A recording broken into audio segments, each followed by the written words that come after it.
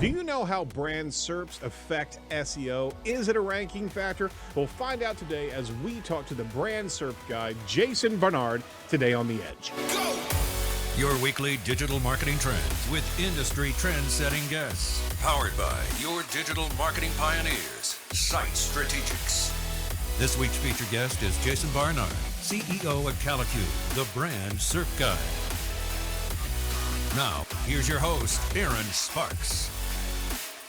Welcome back to The Edge. I'm your host, Erin Sparks. Every week, we bring you some amazing guests to chat with about digital marketing news and topics. We unpack a key marketing topic for our digital marketing audience. Whether you're part of an agency, a freelancer, or part of a marketing department, this show is for you. Be sure to check out all of our recent shows over at edgeofthewebradio.com. That's edgeofthewebradio.com. Hey, we're proud to have Page One Power as the new sponsor of this Edge of the Web interview series segment. It's great to have a new sponsor on board, and we're eager to share what they do with our listeners.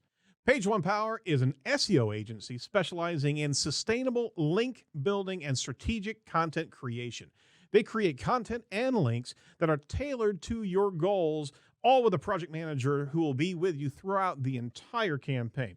Visit edgeofthewebradio.com/Page One Power today to sign up for a free 30-minute consultation. Thanks for joining the Edge team, Page One Power.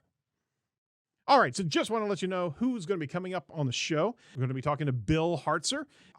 You also want to make sure that you check out the previous episodes. We just had a special announcement from Dixon Jones talking about the InLinks upgrade that they have, as well as to check out our 500th episode. We're very proud to have that, and fantastic contributions from friends of the show. Got to check that out, that epic fail episode 500 combo. Set reminders on YouTube to make sure that you get alerted whenever we drop our videos.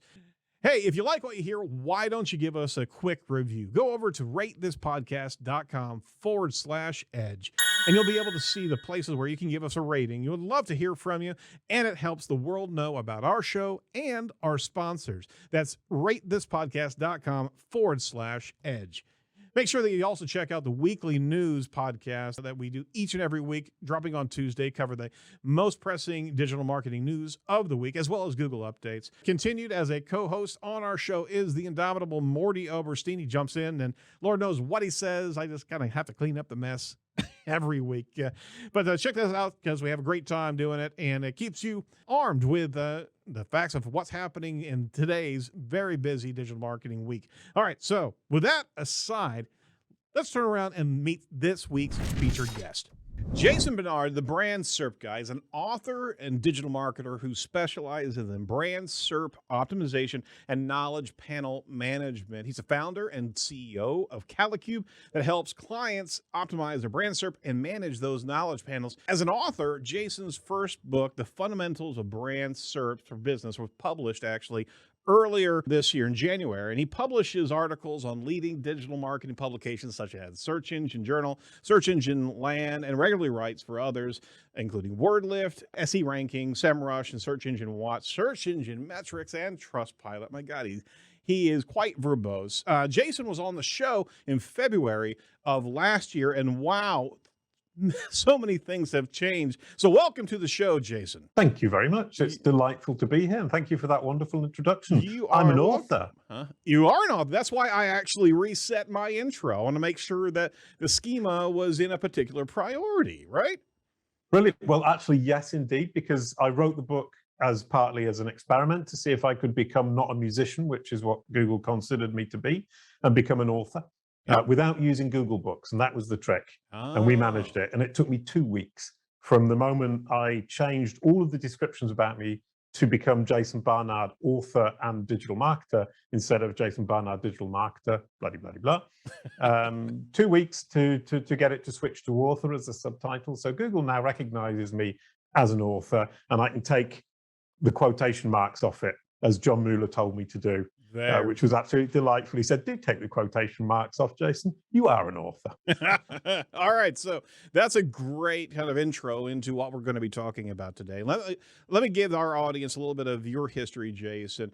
You were originator of an incredible educational game website for children back in the late 90s, and you got a level of traffic that was unheard of back then. I think you had annualization like 5 million in some way, in shape, or form, or was that at a monthly basis?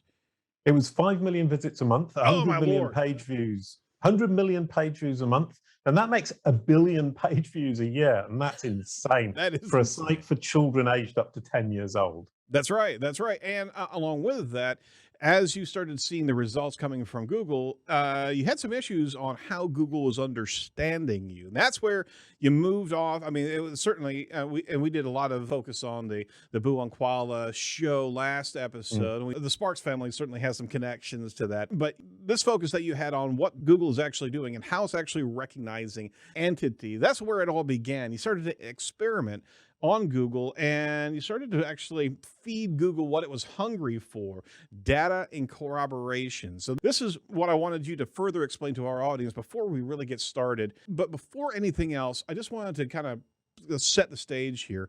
We're witnessing and experiencing an evolution on how communication is actually being achieved right now. I'm not talking about the internet. I'm not talking about search engines. We're actually starting to understand consumer intent before anything else. This is, it's a good deal more ethereal than that. What you're looking for, why you're looking for it, what will be your next steps whenever you find what you're looking for. On top of that, how you want to consume that knowledge. We're now in this space of understanding ourselves more and more, that the reflection that we're seeing now, we're starting to also understand what the machine is doing to be able to enhance that reflection. And now we're starting to know how to actually affect what we are showing to the rest of the world through Google. Google started with, I mean, they've rolled out BERT, they've rolled out the experiment with Mom, and all these are nuances in the looking glass that we're experiencing right now. Would you agree with that? Yeah, I mean, Google's obviously getting smarter. What I love about the whole kind of Google experience, I mean, I've been around since 1998. And I went to a conference in France with Google. And what was really interesting is they basically had this aim all along, which was to understand intent, deliver the answer to the question that you have, and potentially answer the question you didn't know you had yet, the Star Trek machine being their example. And they didn't have the technology to do it.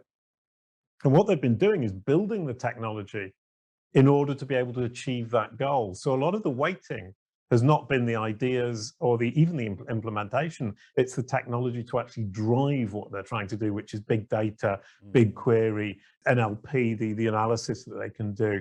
And so they've been held back by the technology that they had, and they built the technology in order to do what they wanted to do, which I find phenomenally interesting. I don't know if it's important, but it's interesting. Oh, it's incredibly important, because this was an investment they were making 15, 18 years ago. And in 2012 was the introduction of the knowledge panel, which you better believe had a good deal of back history before it ever got to public consumption. So we're actually about to celebrate the 10-year anniversary of the knowledge panel. Can you believe that? Yes and no. And in fact, interestingly enough, I started experimenting on all this stuff in 2013. So pretty much as soon as it appeared. And one of the things you were mentioning was my experiments. Right. And the problem was that I was talking to people about being a digital marketer for their company, being a consultant. And when they searched my name when I left the room, it would show Jason Barnard is a blue dog. And they would say, I'm not giving my digital strategy to a blue dog. So I had to educate Google to replace the blue dog with digital marketer, Joost de Valk, Rand Fishkin, Search Engine Land, Search Engine Journal. And it took a lot of work. I mean, actually, to be fair, I didn't replace the dog. The dog is still there, but he's much less in evidence. He's much less prominent. You kind of followed the dog actually through Alice's looking glass and started to figure out how to actually make you bigger than the dog, right? Very good point. Yeah, the dog was really famous, Yeah. and I wasn't, and that needed to be addressed. And interestingly, part of it was educating Google about me, but also part of it was educating Google about the dog, so it could differentiate better between them. Right. And make sure that when you search for the dog, you see the dog with me as a small detail in that SERP. And when you search for me, you see me with the dog as a small detail in that SERP. And that's a really interesting perspective that I hadn't thought of, even though I've been doing this for 10 years. So, I mean, you are starting to manage the elements, but before anything else, at the core of all of this is the concept of things. Google's understanding the semantic relationship between things, people, places, things, and piecing together all the relevant information to make up its neural picture of how it understands the world, where we're now finding ourselves charged with the opportunity to demonstrate how much our brand, our services, and our team members constitute relevancy to how Google understands things. And that's SEO now. It's no longer strings like we've heard in the past. It's things, and all of the elements, the entities that represent our business, our subject matter experts, all have a contributing factors, almost like the players on the stage, to be able to create such a relevant argument that they should be seen as it applies to certain concepts. I actually just witnessed something just recently that I was looking at a competitor of one of our clients, looking at a particular term, saw their knowledge panel, but you better believe I'm seeing the knowledge panel of the product, not their product, but the concept, the device that we're trying to optimize for. It's like, oh, all right, there it is. There's a connection between that competitor brand and the thing that Google knows that it actually manufactures, not product, but the actual concept itself. That's where you're starting to see this neural pathway starting to form more and more. Boy, I went on a rant there, but what was I seeing whenever I was seeing those two knowledge panels right next to each other? Right. Well, it's association, and you talked about kind of education earlier on. Mm-hmm. And if we look at ourselves as humans, that's how we function. Say a word to me, I will have an association with it. Punk rock, the Sex Pistols. Mm-hmm. For example, that association is immediate for me because the relationship is very close. I understand the relationship. I understand both entities. Mm-hmm. And Google's functioning the same way. If you just imagine that Google is building a knowledge graph, and that knowledge graph is an understanding of the world that the machine has that is similar to the way a human being understands the world, then you're on the right track of understanding how you can educate Google, how you can teach Google who you are, what you do, and who your audience is. And that's the trick, because if it knows who you are and what you do, Mm-hmm. and who your audience is, it can then match your offers to your audience, who are a subset of their users. And that is phenomenally powerful. So you're looking to teach Google that triplet, who you are, what you do, who your audience is, Mm-hmm. by educating it through the associations that you can demonstrate to it with entities and things and topics that it already understands. And that's the trick that you were just talking about. They've built that relationship, or Google has understood that relationship. And that's a really good point as well, is that we tend to think Google understands all this stuff on its own. Mm-hmm. And I think a lot of the time it probably understands a great deal more than it's showing, but it doesn't have confidence. And that's another point that is incredibly important. Just like with children, understanding is one thing, but actually saying it out loud to people and risking looking silly, foolish, Right. involves confidence in understanding. And what Google is missing is confidence, and that's where we come in. This podcast is sponsored by Page One Power. Page One Power is an SEO agency specializing in sustainable link building and strategic content creation. With 11 years of experience, they build over 15,000 links each and every year for their clients. Since 2010, they've been offering services such as custom link building, white label link building, technical SEO audits, and content marketing. So visit edgeofthewebradio.com/Page One Power to sign up for a free 30-minute consultation. We're certainly proud to have them on board as a new title sponsor of this series. We can clarify, we can build confidence through what you said earlier on, corroboration by third-party trusted sources. There you go. There you go. That's the synopsis of what we're going after today. We covered brand SERPs in episode 393 and 395 with Jason last year. We want to make sure our audience dives into those two podcasts because we really did open it up and understanding the real estate that we're talking about. We're going to cover that as well today. But we're extending our reach into the concept with today's discussion with Jason. Now, brand SERP, just to cover the bases here, is what appears on Google when somebody searches your brand name, either your personal name or your brand company's name, or things to a particular degree, right? Users invariably search brand name and personal names. It's also very important that when your brand name is optimized, it actually maximizes every opportunity on how you can actually control how you're seen on brand SERP. So there's a lot of different pieces on the brand SERP. Brand soup. That would be a wonderful thing.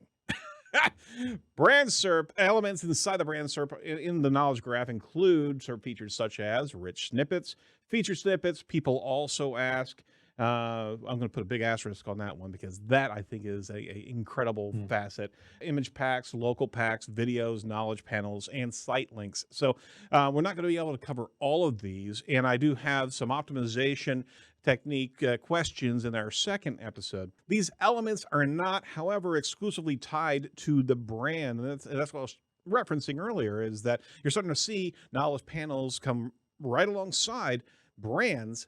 And these are knowledge panels of what Google knows about the services or the products that you offer that are not specifically your products. I think Google, as you have more and more rich features in your knowledge graph, you're starting to see the Google anointing that follows a huge value when it comes down to SEO, Jason. So that's what I really want to talk about is brand SERP actually SEO, or is this something else that runs parallel to search engine optimization? Right. Well, that's an interesting kind of question way of looking at it. I think the brand SERP is a really specific aspect of SEO. And traditionally, it's been looked at from an online reputation management problem. Mm-hmm. So somebody who has a problem with something they don't want on their brand SERP, when somebody searches their brand name, they will try to sort it out. And that was too late, in my opinion. You should be looking at this proactively. And generally speaking, when people are looking to solve that kind of problem, they don't use SEO techniques. And that's where this is an original approach, is I'm using SEO techniques to proactively solve a reputation situation for a brand. And what it turns out is that reputation situation, when I'm proactively improving my reputation, I'm proactively proving to Google that I'm an expert, an authority, and a trustworthy brand in my area. So that's EAT. And I was talking to Lily Ray about this yesterday. We had lunch in Paris, which was delightful. I would have loved to have been a fly on the wall there. It was a really lovely conversation. And our worlds have really come together because the brand SERP is a representation of Google's opinion of the world's opinion of you. Right. And that's expertise, authority, and trust. Right. So it is a really good way to get a window into what Google thinks about you. So it plays into SEO. And I now say to all my clients, let's build your digital strategy, not just SEO, but your entire digital strategy from the brand SERP outwards, because Google is showing you in your brand SERP what it likes, what it doesn't like, what it thinks is good, what it thinks is valuable for your audience, right, what it thinks is relevant for them. So therefore relevant, and it associates with you. And so you look at that and you can see where your priorities are in terms of what Google has understood, what people think about you, and what content it thinks is relevant, helpful, and valuable to them. So I'm now saying build from the brand SERP outwards, and you can build an amazing SEO strategy, but better still, a brilliant digital strategy. There you go. And the signifier here is you're not going to see these immediate factors overnight because you still have the confidence factor of Google learning and not wanting to look like a fool by actually providing something that is irregular or out of line. Yeah. So there is a threshold moment as you steep Google in, and the more and more corroboration, does it finally really have the confidence to actually present these type of rich features that we were talking about. Sorry, it was really brilliant. Just if I may cut in. No, you're fine. Go ahead. Now because I'm so overexcited. But there is that tipping point, and people often think, I'm providing all this corroboration, I'm providing this great content, I'm providing information on my site that clearly describes who I am, what I do, and who my audience is, and Google doesn't understand. And they get impatient. And what they don't realize is that the child is understanding slowly, and it builds that confidence in that understanding. And there's a tipping point, and that tipping point is absolutely magic when you hit it.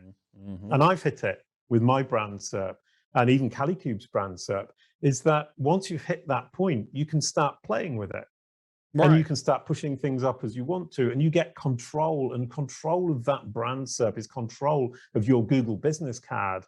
And for people searching your brand name to get to your site, your homepage effectively. Yep. Furthering the question here is a correlation between brand SERP and SEO. Conventionally or traditionally, SEO has been tracking a particular keyword, branded or non-branded, tracking a particular keyword and getting into the thermal layers of top 20s, top 10s, top 3 positions. Have you seen a correlation between brand SERP optimization and those ranking factors? What I have seen, so there's a guy called Corey Gabor, and if you don't know him, you should look him up. He's an incredible geek, so you have to be pretty smart to keep up with him.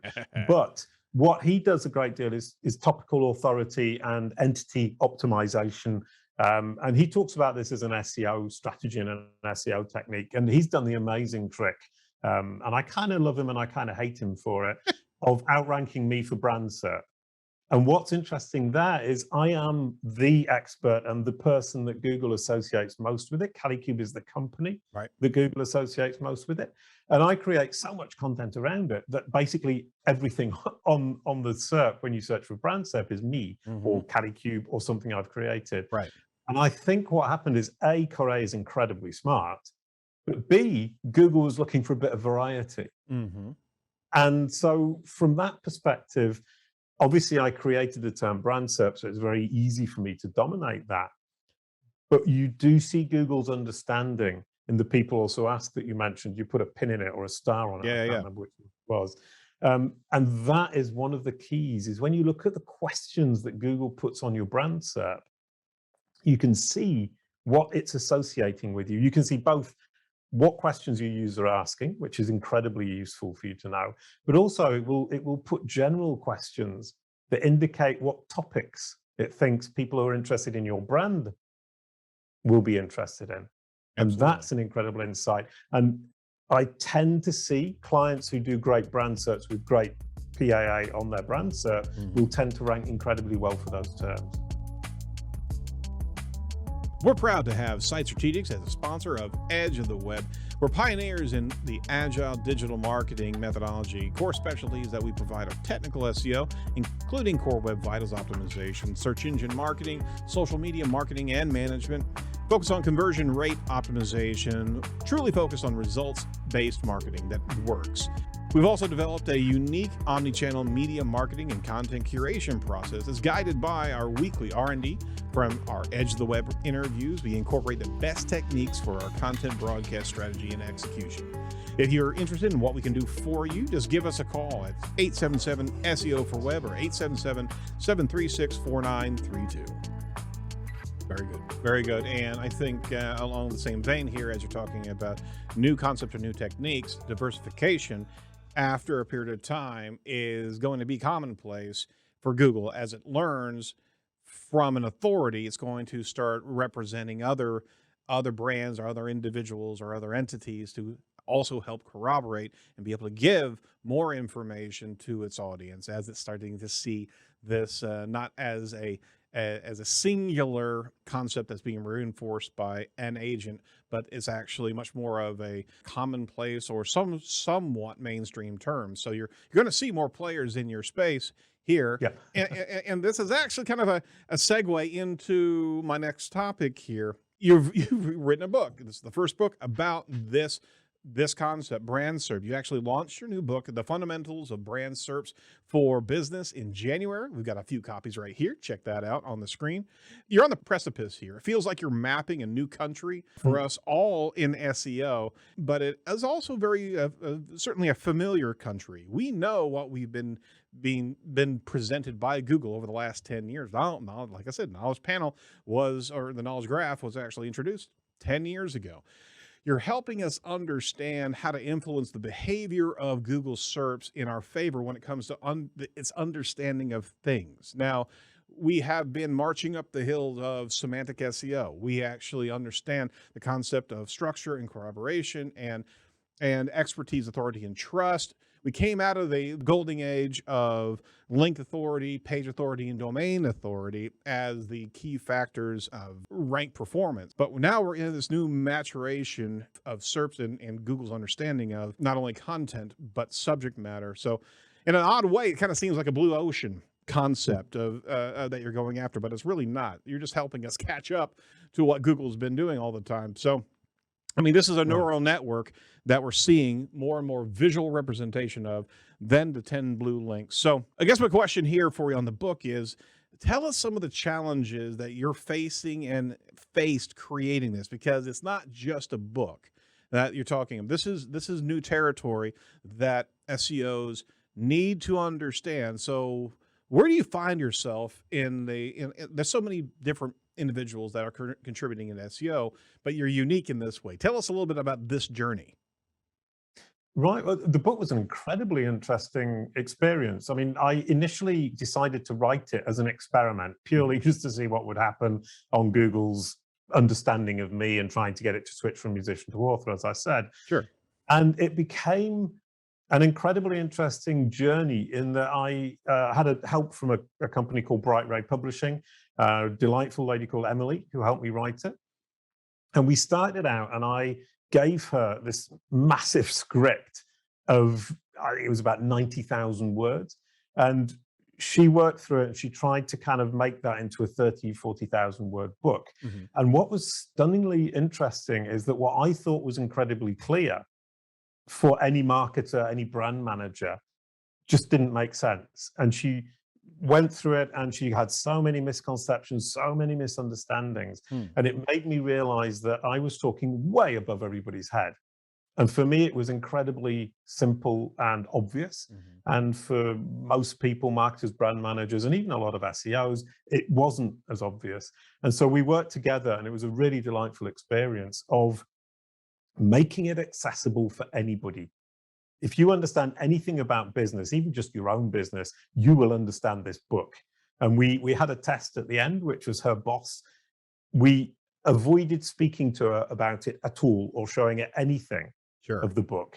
And right at the end, we gave her the book on the Friday afternoon. And on the Monday, she came back to say whether she had understood the whole thing or not, and if it made sense. And that weekend was one of the longest of my life. And she came back on the Monday and said, it makes total sense. I read it over the weekend. I understand it all. Absolutely brilliant. And I now know what to do for my business. There you go. There you go. And it's not only what she needed to do for her business, for her brand SERP, for her audience searching her brand name, her company name, or her personal name, but also from a digital strategy point of view. And what's interesting is Bright Ray Publishing have changed their digital strategy according to the book they helped me write, which is delightful. You're infectious, man. That's so tough. Is that, I mean, I literally interviewed you a year ago, and I think we've had a nice long journey for the last year, talking and actually understanding more and more about this. And we're having a regular conversation about key concepts, and we're also working together to be able to find our way for our own internal work and improving our brand SERPs. So I think kind of one thing you're kind of half saying there, I'm sorry to interrupt you a second time or third time probably, is that a lot of people in the SEO industry think this is really obvious and simple. And I think if you know SEO, it is at its first is I rank #1 on my brand SERP, job done. But as soon as you dig into it, you see the rabbit holes that you've been seeing, Erin, over the last year. Yep. And you see how much insight you can get, how much it can tell you about your own SEO strategy, but your digital strategy, your audience's opinion of you, Google's understanding of you, where you're truly relevant, which of your strategies are working and which ones aren't. And the rabbit hole, as I said, I've been doing this for 10 years, and I still learn something new every single day. And I thought, honestly, when I started it, like any SEO, I've got this sorted in 3 months. Now, this 10 years later, I still haven't got to the bottom of the rabbit hole. Well, the thing is, it's evolving and it's moving. It's a moving target. And what And again, SEOs are familiar with that. It's choppy waters. We see push and pulls all the time with competitive ranking, but this is another object that we hadn't had full echolocation on, because it is moving, it's growing, and it's creating new associations and mapping new relevancy. And how do you map the brain, right? How do you map a learning brain, right? I can tell you. Go for it. Because you said associations, and I was going to say it earlier on, but now you've just given me the great opportunity to talk about it, is you can map Google's brain. Is if you take a brand SERP and you look at the knowledge panel, the information there, you've already got the information that it's understood and is sufficiently confident it's understood to shout it out in the playground if it were a child. Yep. But you can also look at the people also ask and see which topics it's associating you to, which questions. You can look at the entity boxes at the bottom of a lot of SERPs and see the associations it has. Yeah. You can look for the people also search for. Those are the associations. On mine, it's Rand Fishkin, Joost de Valk, it used to be Andrea Volpini and Bill Slawski. And you can see the associations that it's making between me and other people. Actually, initially, it was my mother and my sister. And it took me quite a while to get rid of them. Not that I don't love them dearly, but I'd rather have Rand Fishkin, Joost de Valk, and Bill Slawski. Did you just say that you just got rid of your mother and sister on a podcast? Yeah, I did. I'm sorry. They're in a box down in the basement. Oh dear, I'm going to have to prove they're still alive now, aren't I? Stoke up their brand, their knowledge panel. Make sure that Google knows. But yes, you're absolutely right. You can see those entities at that knowledge graph, that knowledge panel standpoint. But it's moving, it's learning. So it's also, you have to do core sampling on a regular basis to be able to see, okay, what's now contributing into its level of confidence, right? Yeah. What new understandings has it got? Which new relationships has it seen? And once again, and you're right on the nail with what is it incredibly confident about today? And the other interesting thing is, if you just look at the brand SERP, you will see the basic information, the summary of the person or the brand or the podcast or the film or the actor or the musician, any entity that you would search for, anything. And in the US right now, they're doing the filter pills, which I absolutely love. And if you're in the US, take a look at those. Search for your favorite actor or a film, and you will see filter pills at the top.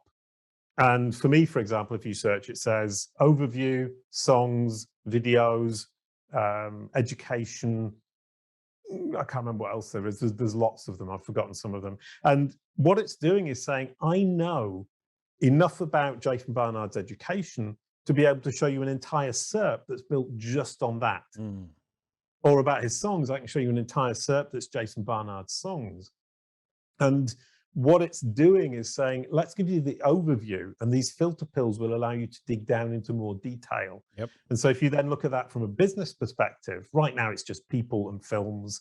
But if you think that's going to happen for companies in the next couple of years, you will search for a company, and then you will have, instead of songs, you'll have products, you'll have videos, you'll have CEO and founders or key people. You'll have these pills, and people will be able to research your company right there on Google. And if you haven't started to master those multiple vertical brand SERPs that are driven by the filter pills on the knowledge panel, in 2 years, you're going to be, if I may say, dead in the water, to come back to my sister and my... Or a piece of cyber driftwood. How about that? That's much more polite, yes. Cyber driftwood. But for me, that's the thing that's exciting me the most right now. I mean, I know that most people aren't at that stage yet, but managing those different facets of your entity, of your person, your company, your podcast, your film, whatever it might be, is going to be phenomenally important, because people are going to be researching you on Google. And if you want Google to show you in your best light, you need to explain to it what your best light looks like. And as a child, if you're honest about it, it will believe you. And if it's confident, it will repeat it to everybody who asks. And we use Google because we trust it. People trust Google. Explain to Google, get it confident, and it will present you in your best light to your audience. Absolutely. And more, Google wants consumers to be able to interact with its own Brand SERP its own SERP factors, and it's kind of getting in the way of destinations that we are wanting to control. So if you want to get into this next level of trust that the audience has, you have to manage it at the Brand SERP level, because you're mapping the kind of the future of conversion rate optimization as it applies to search engine optimization, because our destination pages are getting fewer and fewer from an actual traffic point, and we have to actually start mastering that discipline of how we control the SERP. Right. And interestingly, John Mueller talks about pull queries, and he said a few months ago, one thing that most companies, brands, marketers, SEOs are overlooking is the vast importance of pull searches and the increasing importance of pull searches. And what he means by pull searches is brand searches. So basically, he indirectly telling me I'm on the right boat. Yep. Because as you just said, the more people are being informed on Google right up to the point of purchase, the more your brand searches are going to be important, because that's when you're going to be able to actually make the sale. Yep.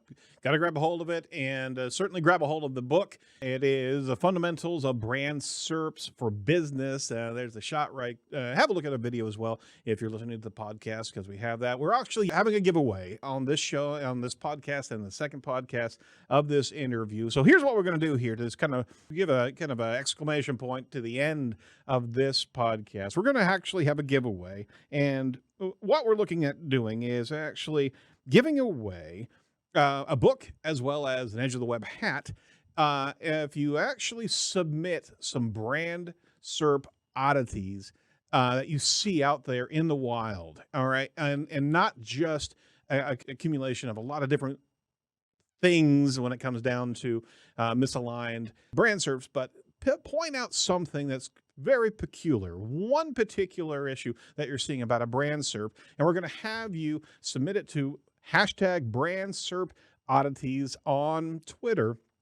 And we're actually going to jump in there and interact with you and point out. Jason's going to point out a number of things that you're looking at. But do a screenshot, post that into #BrandSERPOddities, and we will be sporadically giving that listener a book as well as a hat for the winning Brand SERP oddity. And we're going to have this ongoing, so there's no final date of submission here, and we'll certainly get a little bit more information about this giveaway on the show page. But Jason, what are your thoughts about Brand SERP oddities? You've been seeing them and experimenting with them for a while, but you see some weird things all the time, right?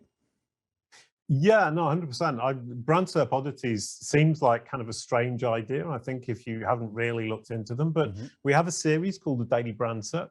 And every day I look at one brand SERP and analyze one aspect of it. And for me, it's interesting, it's funny, it's strange, it's important, it's helpful. Doesn't matter. But what I learned very quickly is initially I was trying to describe the entire brand SERP. And each the little clips would be about 10 minutes long, and I wouldn't have got halfway through all the things I could say about it. So what we then did was focus on just one small aspect and dig down into that. And you'll be surprised when you look for the detail, the one thing that's odd, strange, interesting, curious about it, how interesting just that one aspect is and how many insights you'll get from it. And so I'm encouraging people to look at one aspect, one little detail. And I love Twitter, and I'm so excited to see what people are going to come up with, because we've had some stunners, people suggesting things for the Daily Brand SERP. So I'll definitely be using these when they do come up for the Daily Brand SERP. It'll be a lot of fun. Absolutely. Who knows? We may actually get into a space, Jason, that we do a quick 2-minute excursion with us and actually, okay, here was what was submitted, and I'll post up a video of what we're looking at and what that really means, so we can actually have a cool correspondence going back and forth to the winners of a particular submission. So #BrandSERPOddities is where we're going to be receiving all these, and stay tuned, because we were going to be doing this over the course of months, we want to be able to give away one of these books. We're a huge champion of what Jason's been doing. And hey, you may even get a nice Edge of the Web hat out of the mix as well. All right, so for that, we want to make sure that you listen to the second part of the Jason Barnard interview by visiting edgeoftheweb.radio.com. Follow Jason on Twitter at Jason M. Barnard, and follow us on Twitter at EdgeWeb Radio as well. Thanks to our sponsors. Make sure that you check out the must-see videos and much more over at edgeofthewebradio.com. That's edgeofthewebradio.com. If you can't wait, we have the entire video in our YouTube channel. Just search Edge of the Web. Be sure to like, subscribe, and share this podcast with others because, hey, sharing is caring. And rate this podcast as well. RateThisPodcast.com/edge.